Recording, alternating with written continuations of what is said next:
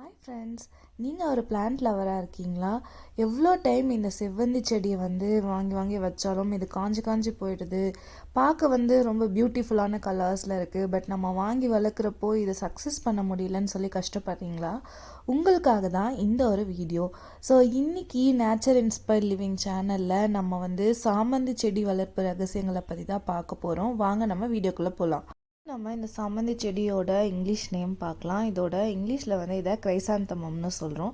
இது variety of கலர்ஸில் நம்மளுக்கு கிடைக்குங்க. எங்கிட்ட இருக்கிறது எல்லோ கலர், உங்களுக்கு எல்லோ, ஒயிட், ஆரஞ்ச், ரெட், பர்பிள்னு சொல்லி வைப்ரண்ட் கலர்ஸில் கிடைக்கக்கூடிய ஒரு சூப்பரான ஃப்ளார் தான் இந்த சாமந்தி.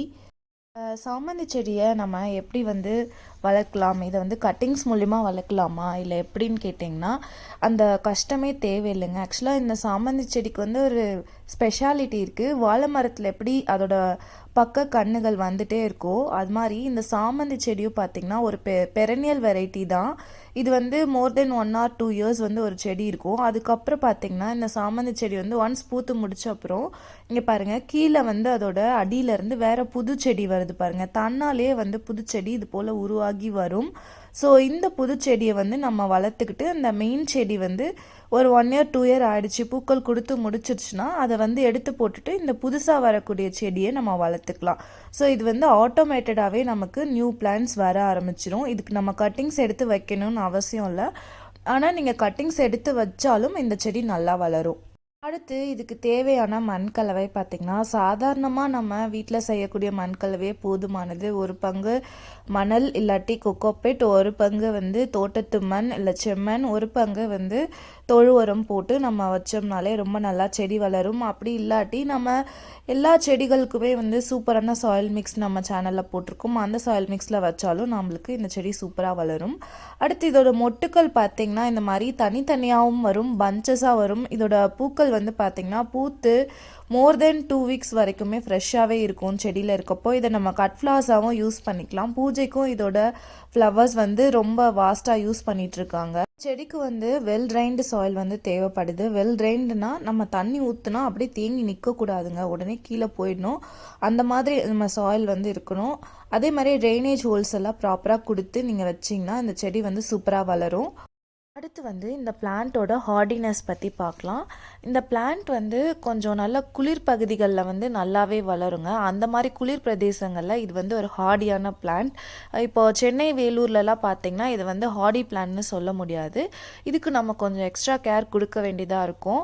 இப்போ நீங்கள் பார்க்குற செடி எங்கிட்ட பெங்களூரில் இருக்க ஒரு கேம்பில் எனக்கு கிடைச்சது.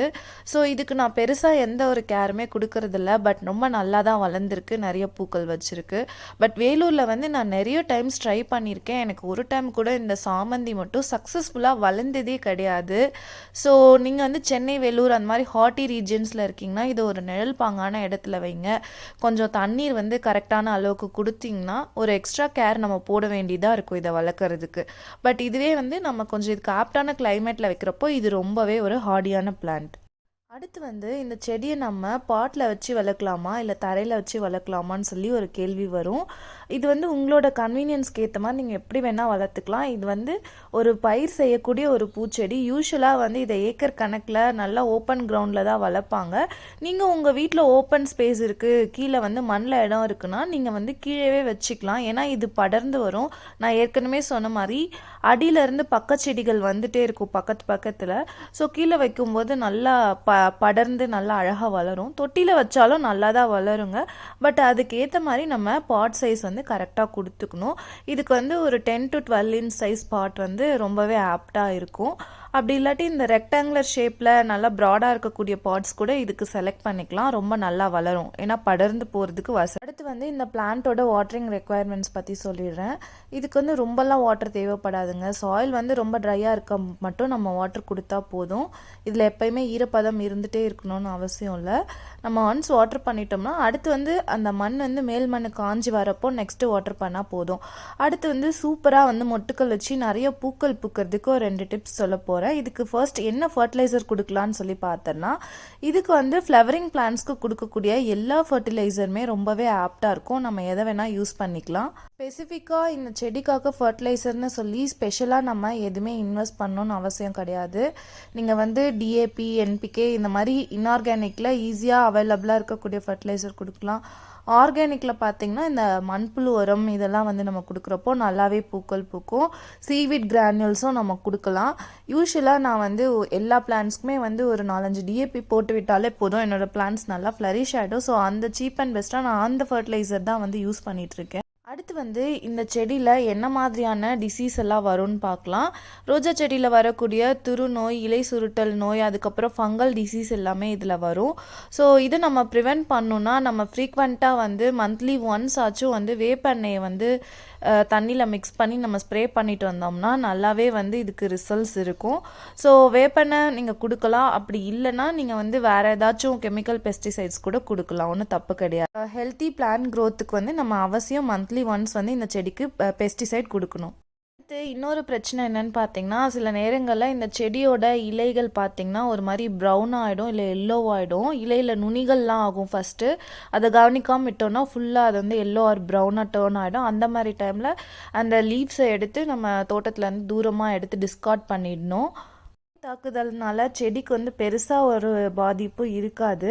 பட் வந்து என்னன்னு பார்த்தீங்கன்னா, அது வந்து அந்த செடியோட தரத்தை வந்து குறைச்சிடும், பூக்களோட எண்ணிக்கையை வந்து கம்மி பண்ணி விட்டுரும். ஏஃபிட்ஸு, அதுக்கப்புறம் இன்னும் மைட்ஸு, இந்த மாதிரி நிறைய பூச்சிகள் வந்து இந்த செடியில் அட்டாக் பண்ணும். ஸோ அதனால நம்ம இன்செக்டிசைட் மஸ்ட்டாக கொடுக்கணும். இப்போ இந்த செடி உங்கள் வீட்டில் பூக்கலன்னு சொல்லி கஷ்டப்படுற எல்லாருக்கும் 2 டிப்ஸ் சொல்கிறேங்க.